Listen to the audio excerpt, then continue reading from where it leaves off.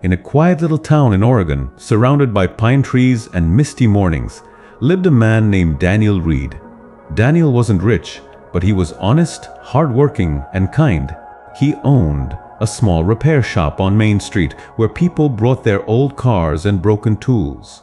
But inside, Daniel carried one belief that shaped his life.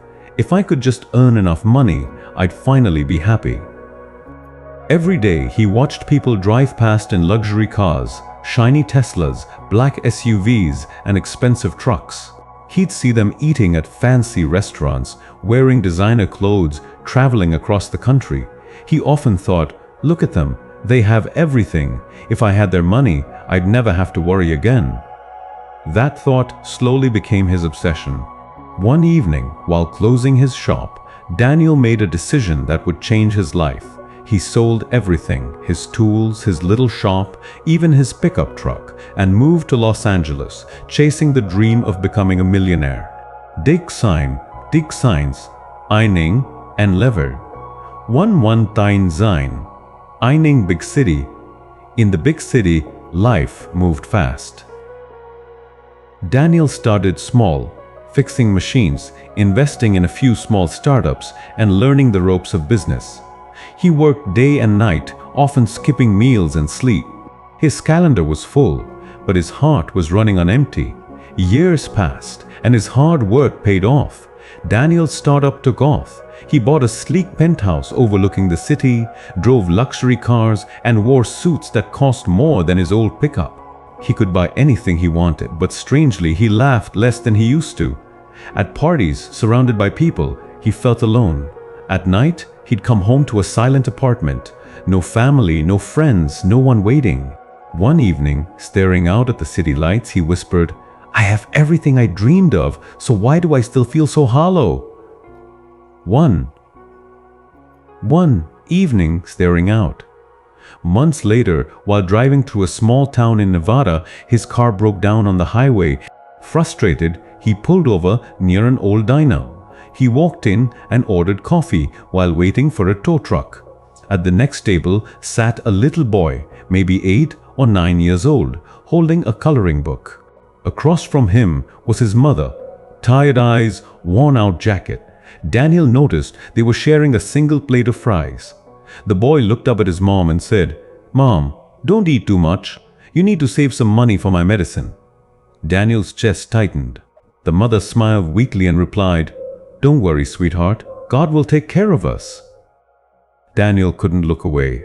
He stood, walked to their table, and quietly said, Excuse me, I couldn't help but overhear. Can I cover your meal today?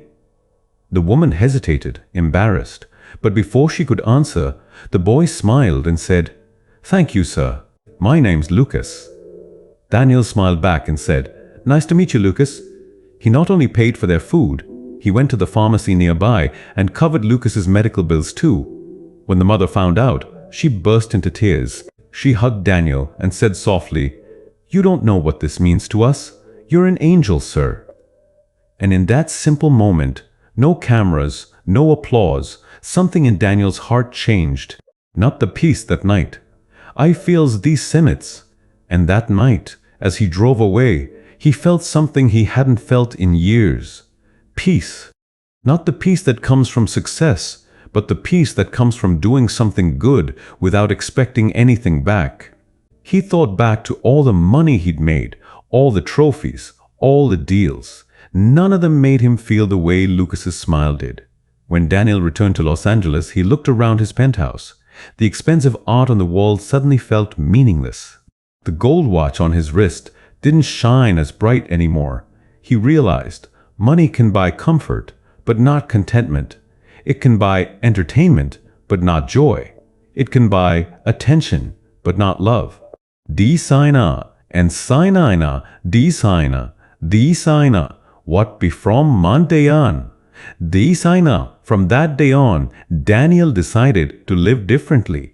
He started a foundation that helped single parents and children in need. He used his business skills not to chase more wealth, but to change lives. Every weekend, he'd visit shelters and community centers, talking to kids about hope, hard work, and kindness. He rebuilt his happiness one act of generosity at a time. His life became fuller, richer, not because of his bank account, but because of the lives he touched. Do you affect by do you affect? Is the Mon a distinction of Tino. Years later, when someone asked Daniel during a podcast, "Do you think money can buy happiness?" He smiled and replied, "Money can buy a nice car to drive, but happiness is the company sitting next to you. Money can build a house, but happiness is the laughter that fills it. Money can open doors, but kindness opens hearts."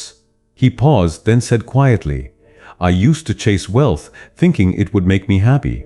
Now, I use wealth to create happiness for others and myself."